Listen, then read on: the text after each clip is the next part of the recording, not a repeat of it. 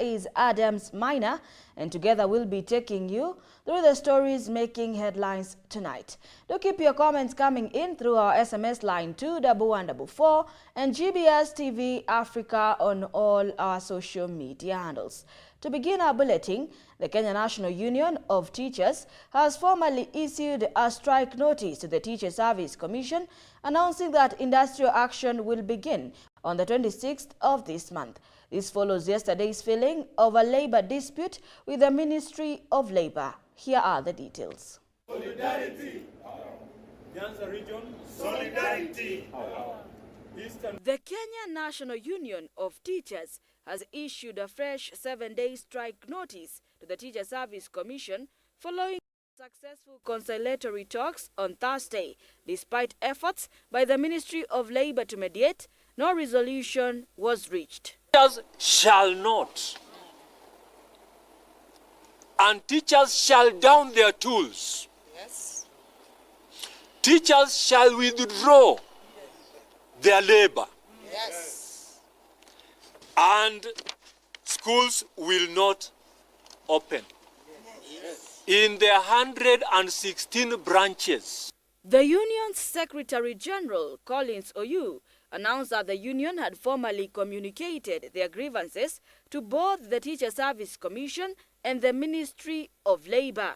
According to Oyu, the strike notice was issued under the direction of the National Executive Council, instructing all NAT branches and executive secretaries to prepare for a withdrawal of labor upon the notice's expiry. By powers bestowed on the National Executive Council by this Constitution, and I stated earlier, the sole authority between the annual delegates conference is NEC. They have today directed the Secretary General to issue a strike notice without delay. Yes. The Kenya National Union of Teachers' demands include the full implementation of the 2021-2025 collective bargaining agreement, the conversion of junior secondary school teachers to permanent and pensionable terms, and the recruitment of 20,000 additional teachers. Furthermore, NAT has accused the Teacher Service Commission of breaching the agreement by failing to implement the second phase of the addendum, effective the 1st of July 2024, which covers basic salaries and allowances. That was the CBA implementation phase 2. There were other pertinent issues that needed to be addressed urgently, and we have listed the pertinent issues. 1, third-party deductions accrued are not remitted to respective organizations. For instance, teachers have bank loans, and for 5 months, where Teacher Service Commission has deducted money to repay the loan. This development follows a meeting on the 13th of August where Labour Cabinet Secretary Alfred Mutua and the Kenya National Union of Teachers National Steering Council discussed the strike threat. Issues addressed included the collective bargaining agreement, the teachers' medical schemes, non-remittance of circles and loan deductions, and delays in retirement benefit payments. I have today held a meeting with the leadership of the Kenya National Union of Teachers. We've been hearing some grumbling in terms of issues that they have had, and as I promised during my vetting, that we will be arresting issues way before any industrial action. However, according to Oyu, no progress has been made since that meeting. As the strike notice takes effect, the education sector faces potential disruptions if the grievances remain unresolved. Union makes us strong. For the union makes us strong. Solidarity. Power. Solidarity. Solidarity. In recent weeks, Kenya has found itself at the center of escalating political tensions as a wave of anti-government protest looms on the horizon A growing faction of members of parliament has rallied in support of the youthful demonstrators, voicing concerns over critical issues such as soaring cost of living, rampant unemployment, and the urgent need for public service reforms. As frustrations mount among the youth, who feel increasingly disconnected from their leaders, the government faces mounting pressure to address these grievances. With no international attention focused on the unfolding situation, the stage is set for a significant confrontation between the government and its citizens, raising questions about the future of governance in Kenya. Susan Nganga with the full report. The political landscape in Kenya has been turbulent in recent weeks, with a section of members of parliament throwing their support behind the planned anti-government protest that is scheduled for next week. These lawmakers argued that the government has failed to address critical issues raised by youthful protesters, such as the high cost of living, unemployment, and the need for reforms in public service. I want to say that should you fail to deliver to Kenyans, there's only one person that I know that will be easily defeated in 2027. Defeating you, Mr. Ruto, in 2027 will be easier than reciting vowels. Any living thing that is capable of locomoting or moving from one place to the other will defeat you in 2027. Even if you take a goat and dress the goat and put it on the ballot, will defeat you in 2027. It cannot be that a country that is governed by the rule of law, over 61 people dead, and only one case can be accounted for. Yet we have seen 2 foreigners missing somewhere in the boundaries between Kenya and Ethiopia. And you have seen the IG and the acting IG and the DCI personally go to that area to locate 2 foreigners who are apparently missing. But we cannot locate the 19 cases IPOA has registered as abducted cases. Does it mean that foreigners are more important than Kenyans? Vitu serious zikitendeka Simoni akienda huko. You can see where his heart is. Kujionesha ma-PR mingi. Briefcase projects ndiye anasema ame-launch. Lakini kitu yenye napeana impact kwa mwananchi wa Kenya aseme walai tuko na president na nusu hakuna.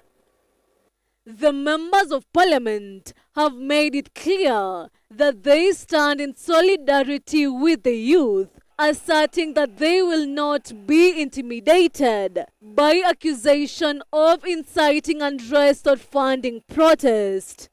The young people of Kenya should now know that they have the support of members of parliament like ourselves here. We are no longer going to be intimidated, being accused of, oh, you are funding the Gen Zs, oh, you are inciting the Gen Zs, oh, you are the one who is telling the Gen Zs to do this, because the Gen Zs are people who are schooled. Asking the government of the day, come out and tell us what measures are you putting in place to address the issue of unemployment. We are having like 1 million students who are going to clear form for this year. Every year we are having a very high turnover of Gen Zs. What measures have you put in place to address the issue? That president is on his own. Even people who are getting there, that they are going to help, they know very well that that ship is sinking. And even if they are patriots, they will try to help him swim out. But it is a tall order. However, the government has taken a firm stand against the protest, with the Ministry of Foreign Affairs writing a letter to the Apostolic Nunciature in Nairobi, protesting remarks made by Archbishop Hubertus van Megen in relation to the anti-government protest that rocked the country in the past 2 months. The ministry termed the Archbishop's statements as one-sided and inflammatory, particularly at a time when the country was experiencing a national crisis. The protests have gained international attention, with foreign countries advocating for the government to protect the rights of people engaging in peaceful demonstrations. Despite some government concessions, including the withdrawal of a controversial finance bill and cabinet reshuffles, protests have continued, reflecting deep-seated frustration over systematic corruption and economic mismanagement. Susan Nganga, GBS News. President William Ruto on Friday hosted the Kenya National Music Festival State Concert at State Lounge in Eldoret City. The best of the 96 Kenya National Music Festival items got the honor of performing for the president and other dignitaries. The theme of the 2024 Music Festival is Talent Development for Growth of the Creative Economy. The festivals were held at Moi Girls High School from August 2nd to August 14th, 2024. The government is investing in the creative economy to unlock the sector's vast potential for generating employment opportunities. In the realm of creative arts, ongoing support will be provided to the Kenya Music Festivals to identify and nurture the raw and exceptional talent in music, dance, and poetry among young learners. President William Ruto made the remarks during the Kenya Music Festival State Concert, further noting that the festival is consistent with the objectives of the bottom-up economic transformation agenda. Kenya National Music Festival is an annual talent development initiative overseen by the Ministry of Education and regarded as the largest festival of its kind in East and Central Africa. The President of the Republic of Kenya serves as the festival's patron, while an executive committee appointed by the Cabinet Secretary manages its affairs with technical support from the Directorate for Field Coordination and Co-Curricular Activities.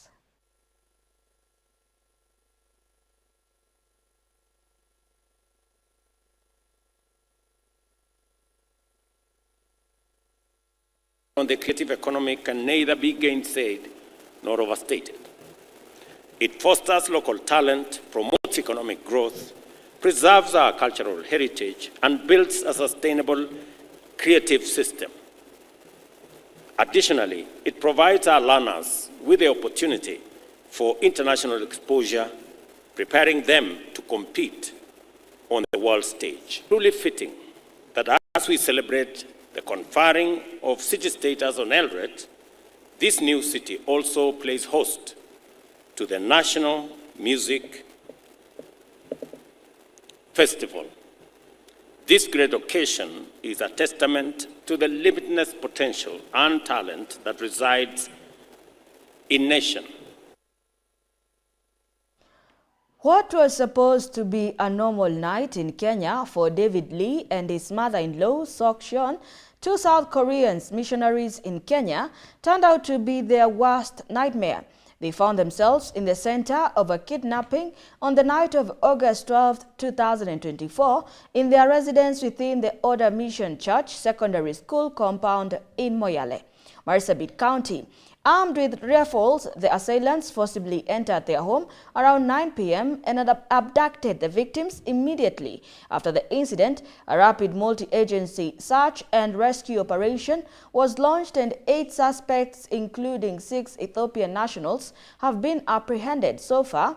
They were presented before the Moyale Principal Magistrates Court on the 13th of August 2024 and granted a 10-day custodial order to facilitate ongoing investigation. Security forces recovered 3 cartridges from the crime scene, which have been forwarded to the DCI Forensic Lab for ballistic analysis. The Acting Inspector General of Police, Gilbert Masengeli, visited the scene of the abduction and emphasized the importance of enhanced cooperation between multi-agency security teams and the public. The National Police Service has appealed to anyone with relevant information about the abduction to contact the DCI's toll-free toll-free number, the National Police Service hotline numbers, or the nearest police station. Kuja kwa sababu tuone vile tutakavyopata wale waliokuwa abducted, kwa sababu kuna timu tayari zinaendelea kuwafuata, investigation inaendelea, tupate kujua vile tutawapata, tuwarejeshe familia zao. Kitu ya pili, pia kuna visa mingi zinafanyika hapa za human trafficking, drug trafficking na mambo ingine mingi, but yote hiyo tumekuja hapa tuhakikishe inakoma. Kwa wale wa Korea wawili waliokuwa abducted, bado tunafuatilia, hawajapatikana, bali kuna leads ambazo tunafuata na tuna imani watapatikana. Na pia tuna appeal kwa wananchi, kama kuna mwenye na habari apate kushare na serikali kwa njia moja ama nyingine, ili tupate kufanya, kwa sababu ni mtu alikuwa hapa, yeye hayuko kwa siasa, missionary, amejenga mashule. Kenya's politics is full of fun, comics and satire, and today we have a package of the political fun moments that transpired within the week. The head of state, Deputy President Rigathi Gachagua, Raila Odinga, Oscar Sudi, among others, are part of the players in this. Davis Karaning brings us the insights within the political arena. Mnajua yule mzee wa maandamano ameamuka tena. Jamaa anaweka pale membamba kama sindano, lakini baada ya miezi 3-4 hivi amefura kama kupe. Hakuna haja ya kuita mtu mmoja Zakayo. Kila mtu akuje tukue Zakayo sisi wote hapa ndani. Huyu Rono akiwa na, wakati alikuwa na pesa mingi alikuwa anaitwa Kamlesh Patni. Wakati pesa inapungua anaitwa Maestro. Wakati hana kabisa anaitwa Rono. So sijui saa hii anaitwa Rono ama anaitwa Maestro ama anaitwa Kamlesh. Lakini wewe si barati hii wa Kisii ulikosa hapa ukaenda mpaka China. Ama aongeze Mkisii wakaenda mchina. Aongeze ngapi? Watu ya kuongezwa wakaenda mchina wako. It is called the political satire. Watu wa Kirinyaga mnakubali? Tuunganishe kila mtu.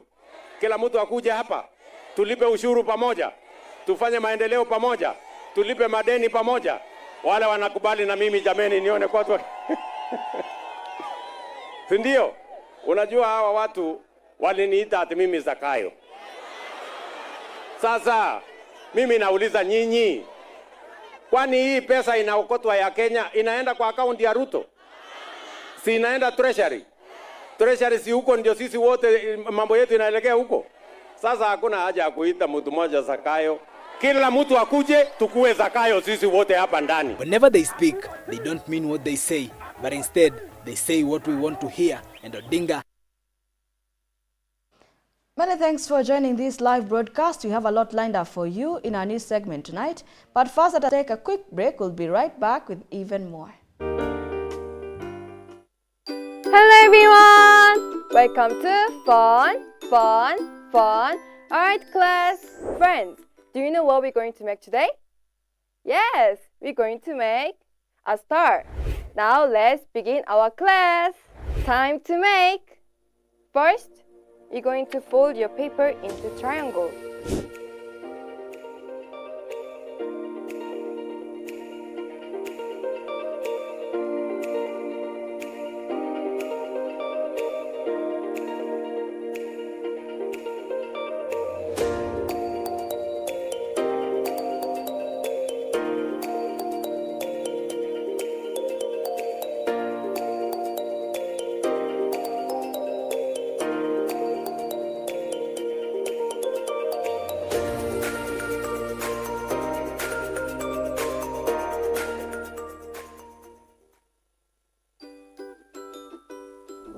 Ta-da! Now we're done with the star.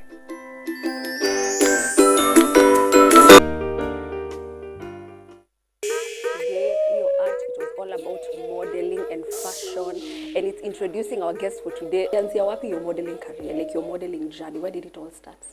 Okay. What are the roles now that you play now as Mr. Kasarani 2023-2024? I have succeeded because I failed a lot, but you learn from your failures. You have to let your failures teach you, but don't let them define you. Emmanuel atatuambia like the models that he looks up to. So stay tuned. Oh, and when ulitengeneza your crown? Yeah, I'm the one who made the crown. And I also made these things. Yeah. All these accessories, even the bangles, so it complements Africa as a continent. Yeah. Do you have any scars from doing something really stupid? I can't say stupid. What's the weirdest gift you've ever received?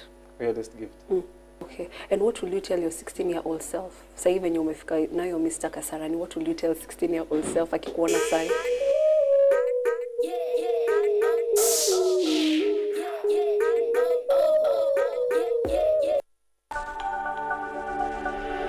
Everywhere, GBS.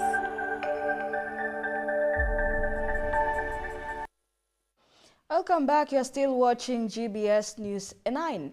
Aiming to democratize health insurance in the East Africa region, Jubilee Insurance has today launched a new ambitious initiative to demystify the insurance and investment landscape as it moves to empower millions of consumers across the region to secure their financial futures. The initiative, dubbed There is Living and There is Living Free, will tackle existing gaps in the financial services sector by providing valuable insights that empower individuals and deepen their understanding of investment and insurance solutions. Here is more on the same. Kenya is facing a critical challenge with its health insurance landscape, with only about 20% of the population having coverage. Of this, private health insurance playing a minimal role. This situation contributes to Kenya having the third lowest insurance penetration rate in sub-Saharan Africa, at a mere 3%, far behind South Africa's leading 17%. In efforts aimed at increasing regional insurance penetration, Jubilee Insurance has unveiled an initiative to demystify the insurance and investment landscape as it moves to empower millions of consumers across the region to secure their financial futures. So, unfortunately, insurance is seen mostly as a luxury item on a wish list rather than a necessity that it is. So There's Living and Living Free is what we are saying. Let us start by first introducing you to what that really means. How does this, how do our products, how does our brand integrate with your life? And ensure that we can then begin to persuade people through our innovation, through our communication, to come in and join us and become more, and open up the industry and the services to a wider net. But at Jubilee, we believe that insurance must not be a luxury, must not be complicated. It should be a tool that all consumers can easily understand, procure, and access, regardless of their background or financial situation. This There is Living and There is Living Free campaign is our bold answer to the challenge. On his part, Dr. Julius Kipngetich, the Jubilee Holdings Chief Executive Officer, called on the Insurance Regulatory Authority to scale the insurance sensitization measures, which will also increase insurance penetration in the country. The other thing, of course, is insurance education. I would like IRA, they have a whole function on insurance education. I would like them to scale up so that then they can ask more Kenyans to appreciate what insurance is. Because remember what I said, the alternatives are too inefficient. You will agree with me that in many parts of the world, East Africa as well, insurance seems like complex and sometimes intimidating. So words like premium, deductibles, risk assessment can seem alien, and many people feel like insurance is a luxury just for a few people in the society. Additionally, the primary barrier to improving insurance penetration is a widespread perception of insurance as non-essential and easily discardable product. Coupled with misconceptions and a significant lack of public awareness, these factors have hindered the growth of the sector. Efforts to democratize health insurance in Kenya must, however, focus on changing these perceptions and raising awareness to ensure that insurance is viewed as critical and life-saving necessity rather than a luxury. Hilary Kabila, GBS News, Nairobi. Prime Cabinet Secretary and Cabinet Secretary for Foreign and Diaspora Affairs, Musalia Mudavadi, has said that the government will give more attention to the young people and its day-to-day operations, given that they're constituted by the majority population in the country. Mudavadi said in the last few weeks, the youth during their resurgence had said they want to be able to be participants in governance of the country.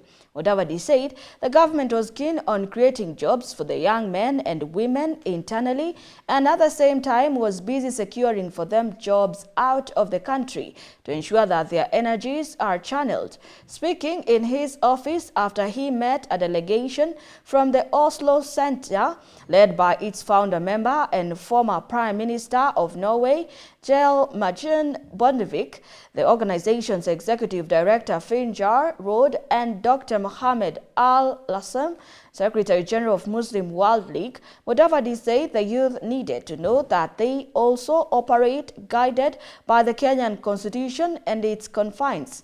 The Prime Cabinet Secretary said that the Oslo Center has been a strong partner in its roles in Kenya through channeling of skills and thanked them for running programs that were capacity building political parties in Kenya.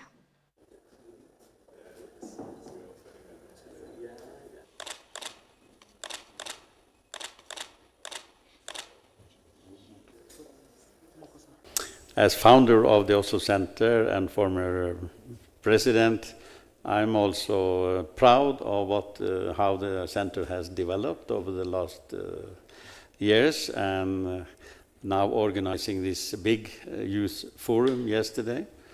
It worked very well. And I fully agree with my friend, Secretary General Alisa, about the importance of having values as a platform for our work. And despite we are belonging to different religions, we have so many values in common, I have found. And values that are so important for youth also.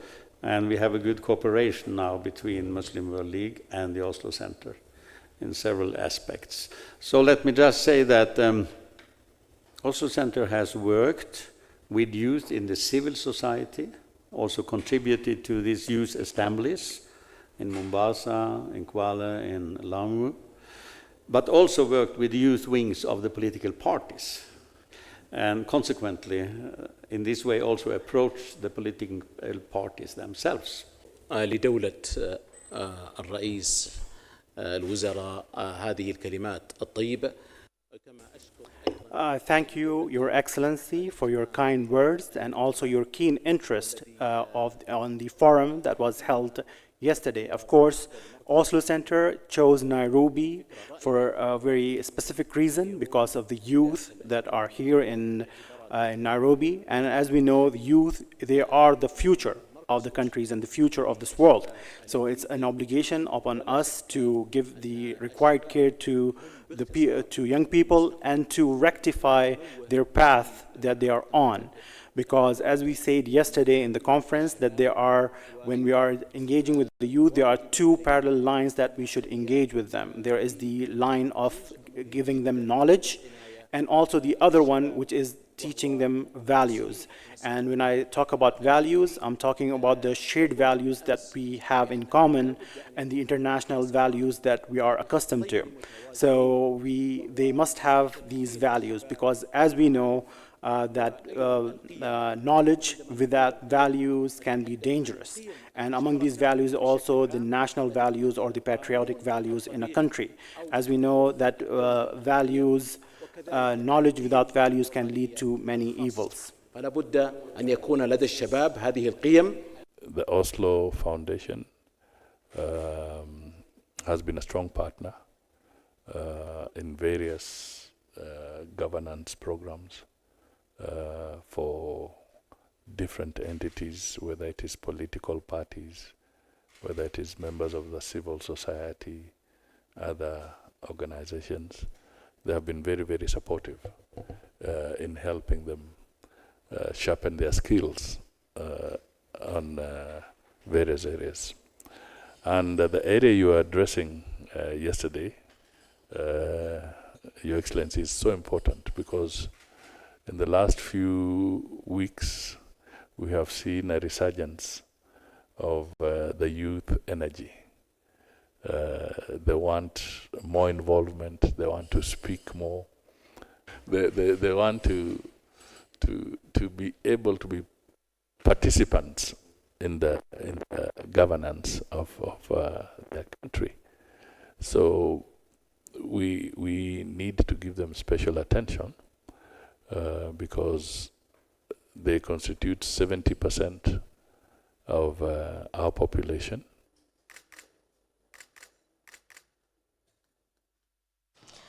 Amos Hochstein, a senior advisor to President Joe Biden, has emphasized the critical need for diplomatic intervention to resolve the Israel-Hamas conflict in Gaza and the persistent violence in Lebanon.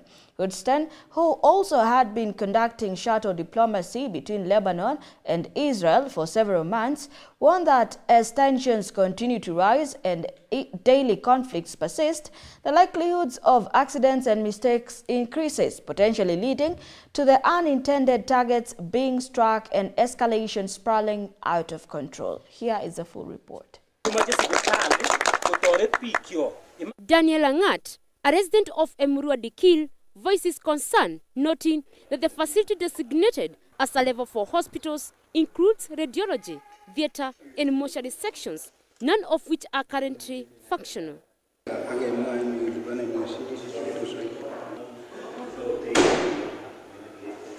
Kwa majina mimi ninaitwa Daniel Angat, mkaaji wa hapa Emurua Dikir. Leo tumekuja kwa kauli moja kama wananchi wa Emurua Dikir tukitaka kuuliza haki yetu ya matibabu hapa Emurua Dikir. Hakuna mambo ya radiology hapa, hakuna mambo ya theater hapa, mambo ya mortuary haifanyi kazi. Tunauliza ni kwa nini mortuary haifanyi kazi? Kwa nini hospitali haifanyi kazi? Another resident, Lecho Pangas, urged the current governor to take immediate action to make the facility operational. Jina naitwa Recho Parngas, mkaaji wa Emurua Dikir. Leo tumekuja kwa hospitali ya level 4 tukitaka kuomba ama kuulizia gavana wetu kwa nini hospitali ichafunguliwa, itusaidie, isaidie wamama, wazee, isaidie kila mtu mwenye mgonjwa. Kiptia Morgo shared a personal story of how his brother's body had to be taken to Kaplog mortuary, incurring additional costs despite the fact that Emurua Dikir's mortuary is fully equipped and ready to use. Jina mimi naitwa Kiptia Morgo. Kama juzi hapa tuko na mortuary, hapa tuko na mashini ya upasuaji, mashini aina hata ya kumulika mfupa. So mimi nashindwa ni nini kimezuia isiendelee kufanya kazi. Tunaumia kama mimi juzi, kuna my brother nilipoteza juzi 3 weeks ago.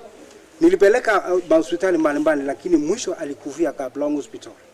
Weldon Rob, chief officer in the county government and local resident, spoke on behalf of the county administration, highlighting the positive impact of the facility on the surrounding community.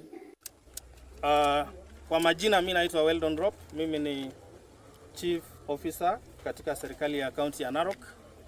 Na mimi ni mkazi wa eneo hili la Transmara, na hospitali hii ya Emurua Dikir level 4 inatusaidia kama wakazi wa hapa Transmara.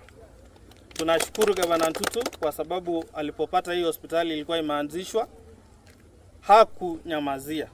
Aliweza kuallocate pesa za equipment ya hii hospitali, especially za radiology, maneno ya generators, maneno ya vitanda kwa ile financial year yake ya kwanza. Na hizo equipment zilishafika. He noted that the county government allocated more funds for the 2022 and 2023 financial year to acquire essential equipment, including radiology equipment, hospital beds, all of which has already been delivered to the facility.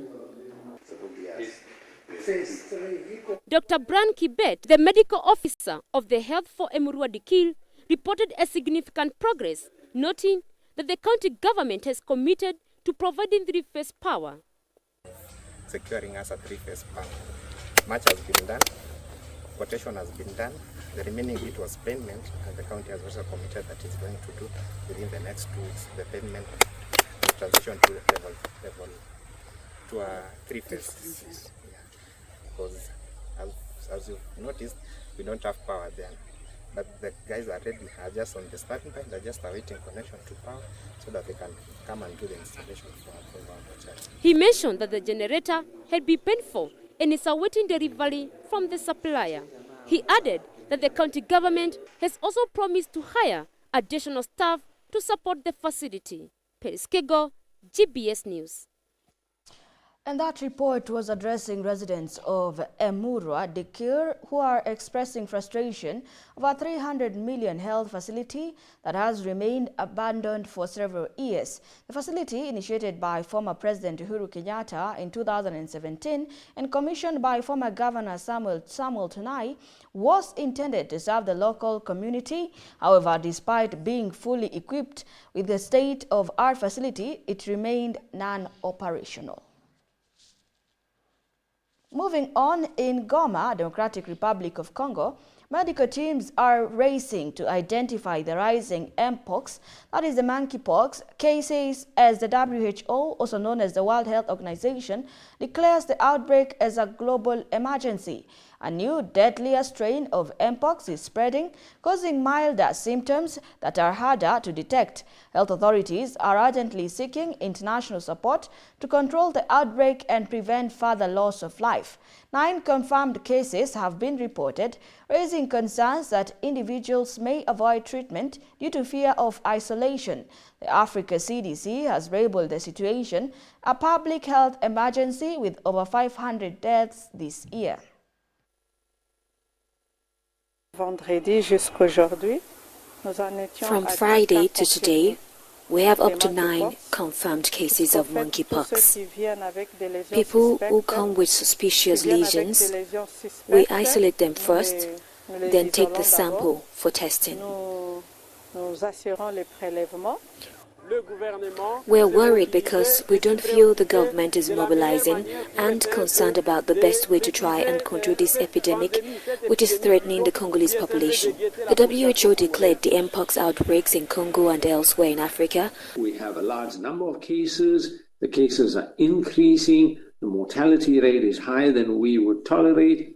And then the thought is that new countries are now starting to report cases. So these are countries that didn't have cases in the last few years and now reporting cases. And several of them are reporting cases of the variant of mpox that is just being spread in the DRC.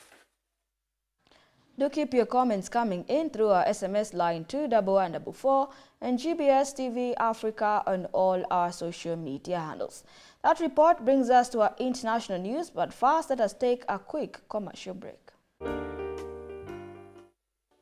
So through the 4 gospel books, Matthew, Mark, and Luke, John, we can know the heart of Jesus in depth. And the Jesus that we can feel him through the scriptures, and I'm very thankful about that. Jesus Christ came to this earth for our sins. He carried our sins. And he was crucified, and he received the punishment for sins. And he was put into the tomb and resurrected in 3 days. This is the gospel that we speak. About how Jesus died for our sins. The purpose of Jesus being crucified. He was crucified to pay for our sins. And through Jesus being crucified, clearly our sins have been washed clean. However, unfortunately, many people still say that they are sinners.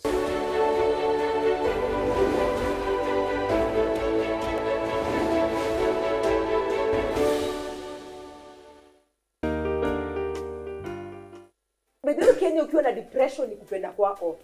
If you are in Kenya, you get a depression ni kutaka tu kwako. Sasa Uhuru Park tutaiba Simba ama? Niulize. By the way kuna Simba ni bebo. It can affect you and it can affect the community too. So when you hear mental health, just the mental well-being of a person. Yeah. I think we should also think at some point because we are protesting for a betterment of something else, lakini pia lazima tuangalie tusirudishe shilingi ya Kenya chini. Because tukianza kufanya tena our country irudi chini kifedha, ki business wise, it's going to affect us again. Okay, very much. Health is not only the absence of disease, but also emotional well-being, social well-being, and physical well-being.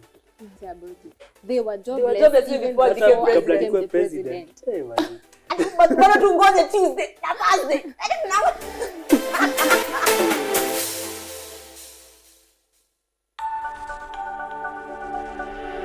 Everywhere, GBS.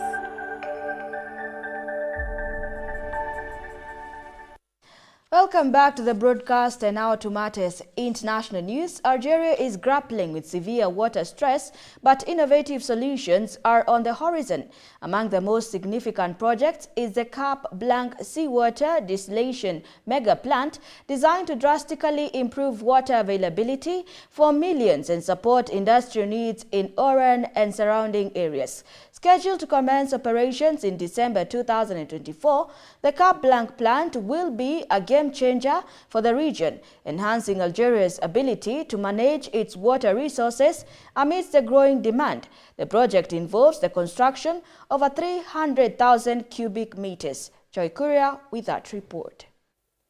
Algeria is addressing its critical water supply issues with forward-thinking projects. The Camp Blanc seawater desalination plant, set to begin operations in December 2024, will significantly boost water supply for 2.5 million people and local industry in Oran. This major project is part of a broader strategy that includes integrating solar energy to reduce environmental impact. Additional plants, like the one in Mostaganem and the upcoming facility in Kandra, will further increase Algeria's desalination capacity. Beyond desalination, Algeria is reusing treated wastewater for agriculture in regions like Media, providing essential water for crops during drought. By 2030, Algeria aims to meet 60% of its water needs through desalination and advanced wastewater reuse, working toward a future better equipped to handle climate challenges. Joy Korea, GBS News. Hundreds of students in Dhaka marched on Wednesday calling for the prosecution of former Prime Minister Sheikh Hasina and her Awami League party, with the protesters demanding accountability for the deaths of over 300 individuals during the recent civil unrest. The demonstrations were ignited by opposition to a quota system for government jobs, which reserves position for relatives of 1971 Independence War participants, which led to violent clashes resulting in deaths as well. A court launched a murder probe into Hasina and officials after her 15-year rule ended in her resignation amidst the demonstrations, prompting President Mohamed Shahabuddin to appoint the Nobel laureate Mohamed Yunus as interim leader.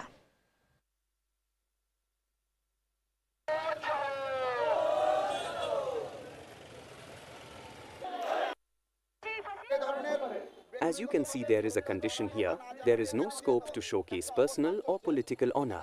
Yet if someone comes to spike the situation with dishonest intention, students and the public will resist it for sure.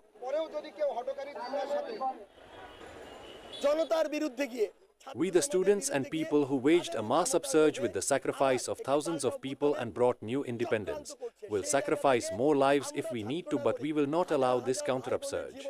As soon as we found out about this conspiracy, we took to the streets and we are now making our stand.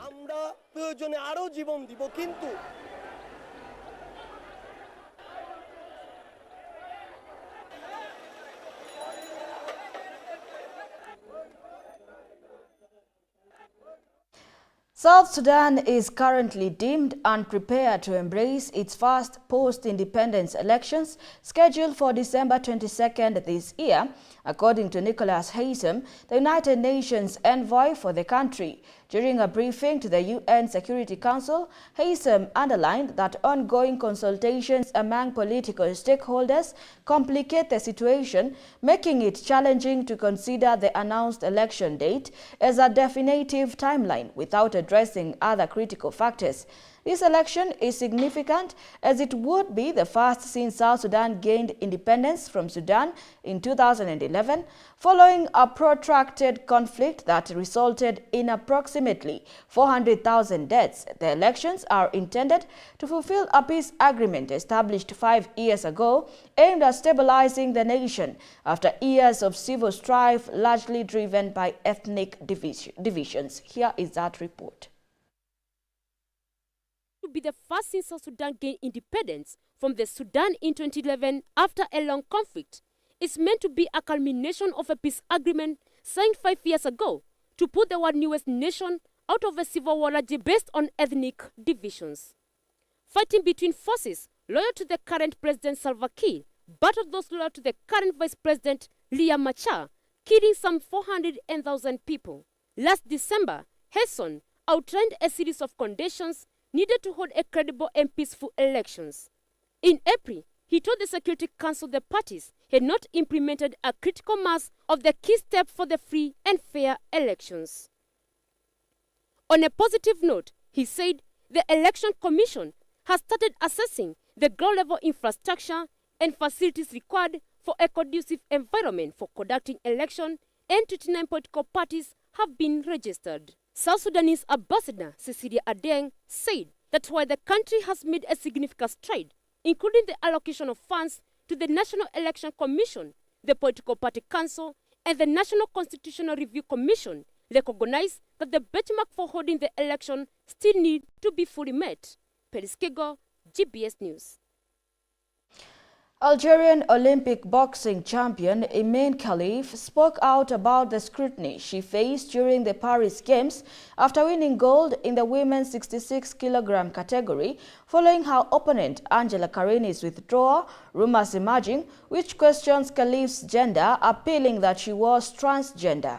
Despite the International Olympic Committee's defense, public figures like Donald Trump and J.K. Rowling made hurtful comments causing Khalif significant distress. Khalif condemned the mix of politics and sports, asserting, and I quote, "This was a big insult to her family and her honor." Her lawyer has filed a legal complaint regarding the online aggravation, while Khalif remains resolute in her identity, stating, and I quote, "I am a female and I will remain a female." It hurt me a lot. It hurt me a lot. I can't describe the amount of fear I had. I was afraid. I would say, why did they insist on Imen Khalif? Why is there this big noise around this world? I was afraid, but thank goodness I was able to overcome this stage. Thanks to the psychiatrist who helped me overcome this stage. What can I say about this stage? It wasn't enough. It was very difficult. I couldn't wait for it to be over. The scenario was very scary. But thanks to all the people of Algeria and the Arab world, knew Imen Khalif with her femininity, her courage and her will.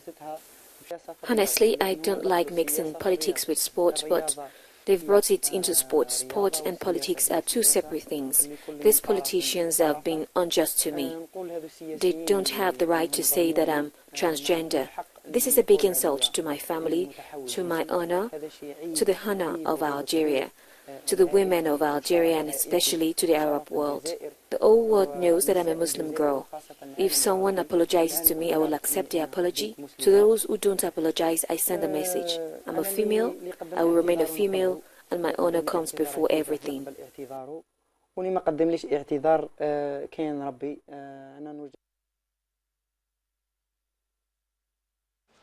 Do keep your comments coming in through our SMS line 21144 and GBS TV Africa on all our social media handles. And now for sports lovers, it is time for your most anticipated part of the news, the sports news. Let's get sporty.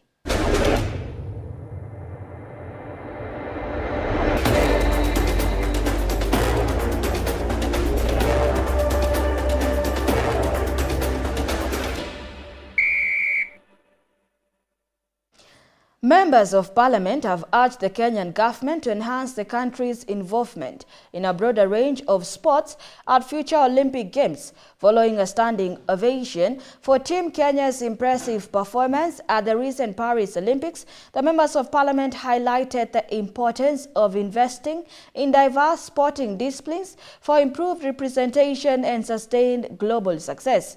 They challenged the Cabinet Secretary for Youth Affairs, Creative Economy and Sports, Kipchumba Murkomen, to expand the country's engagement in various sports leading up to the 2028 Olympics in Los Angeles. Here are the details. Members of Parliament, led by Mwingi West MP Charles Nguna, expressed concerns regarding Kenya's limited participation this year, which focused primarily on athletics. He emphasized that while Kenya has shown its athletic strengths, the country must also strive to compete with nations like the United States, which secured over 100 medals, and countries like China.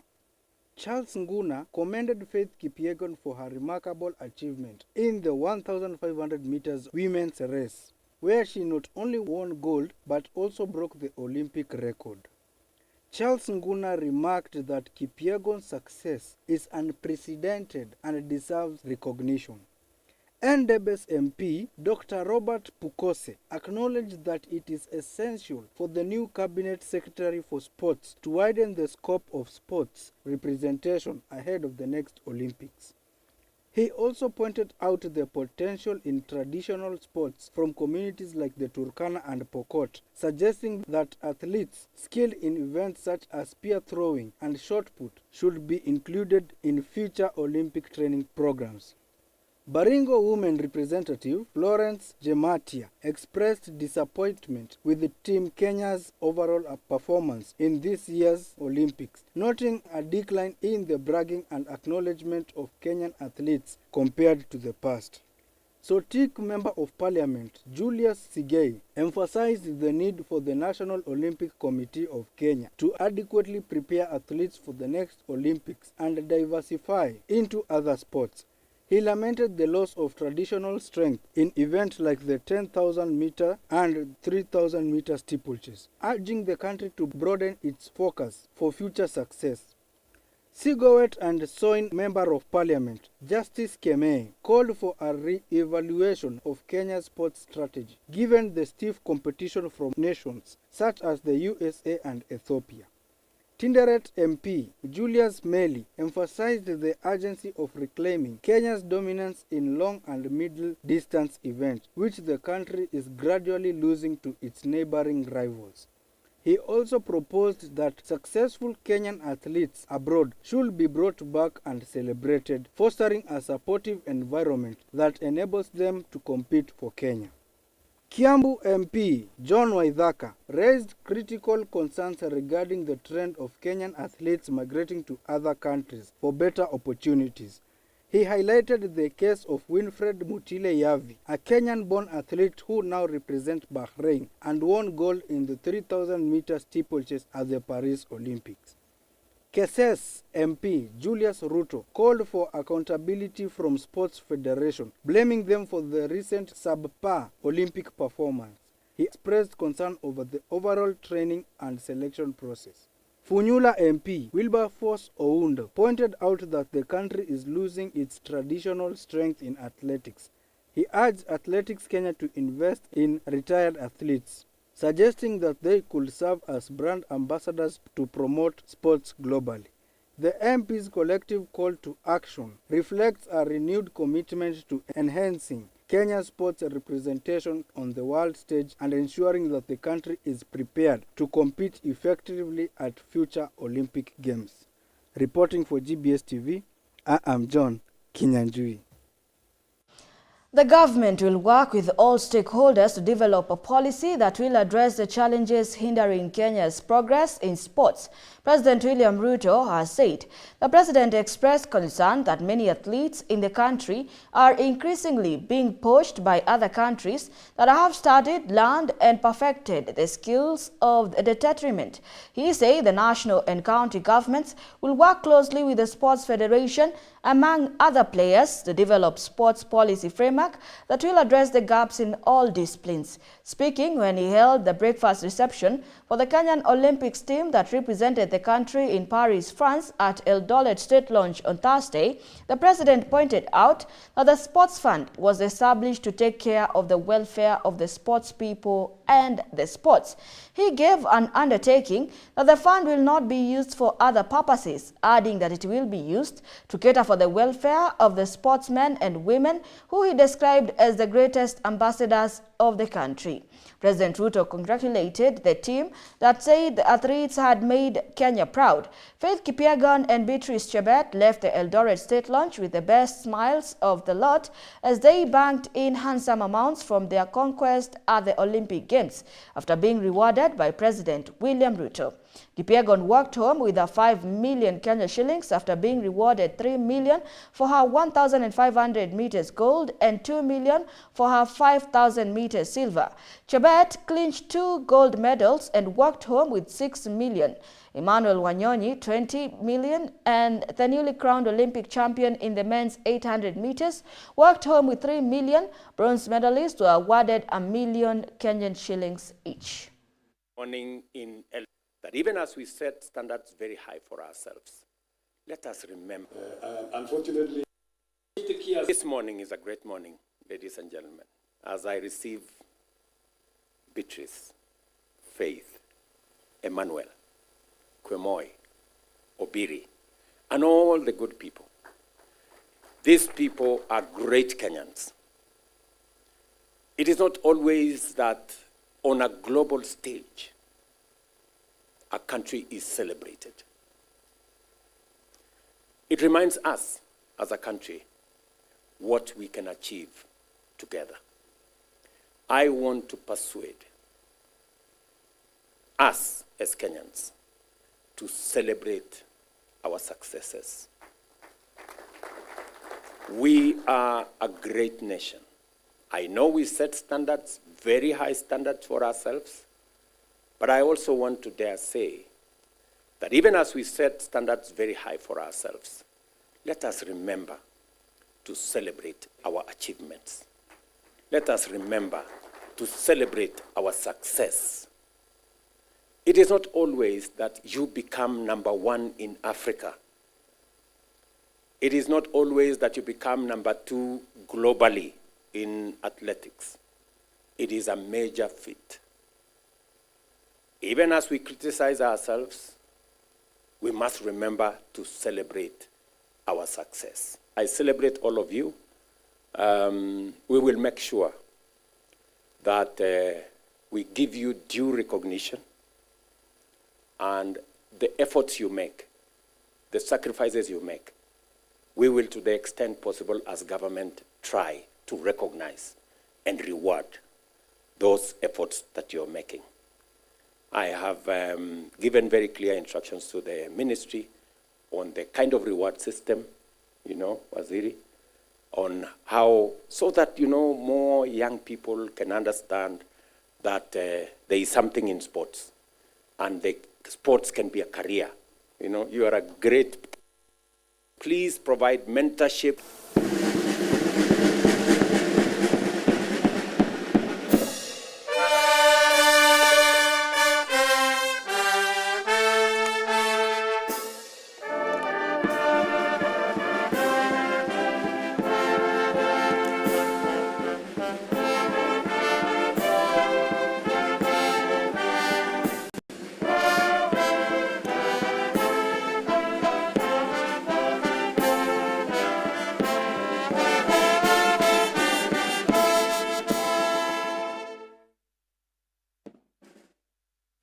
And that sports news brings us to the end of our news segment tonight. Here at GBS News at 9, we make your news our business. My name is Beatrice Njeri.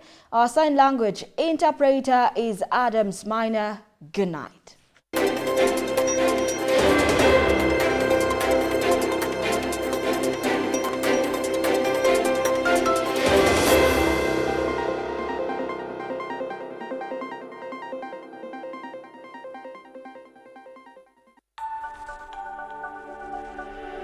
Everywhere, GBS.